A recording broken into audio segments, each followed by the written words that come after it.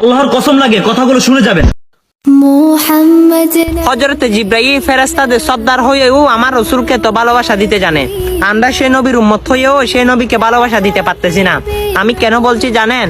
কারণ আমার রাসূলকে যখন আল্লাহ রাব্বুল আলামিন দাওয়াত দিলেন তার সাথে দিদার করার জন্য পবিত্রতা মেরাজ শরীফে, তখন জিবরাইল আমিন দাওয়াত নিয়ে এসেছিল।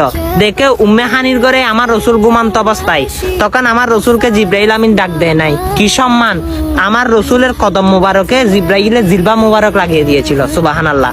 তখন আমার রাসূলের ঠান্ডা লাগলো, তখন কিন্তু আমার রাসূল উঠে বলল, তখন জিজ্ঞেস করে, হে জিবরাইল, তুমি হঠাৎ? ইয়া রাসূলুল্লাহ, আল্লাহ রাব্বুল আলামিন আপনাকে দাওয়াত দিয়েছে, তাই আল্লাহর সাথে দিদারে যেতে হবে। তখন বলে, আমার ঠান্ডা কিভাবে লাগলো?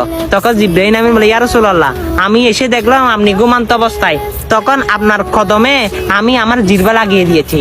তখন আমার রাসূল জিজ্ঞেস করে, হে জিবরাইল, তুমি এটা কি করেছো? ফেরেশতাদের সর্দার হয়ে তোমার জিহ্বা আমার কদমে লাগিয়েছো? তখন জিবরাইল, ইয়া রাসূলুল্লাহ, আমি ফেরেশতাদের সর্দার হতে পারি, আপনি রাসূলের সামনে কিছু না। অবশ্যই, এবং কেমন সম্মান দেখেন! সুবহানাল্লাহ, সুবহানাল্লাহ।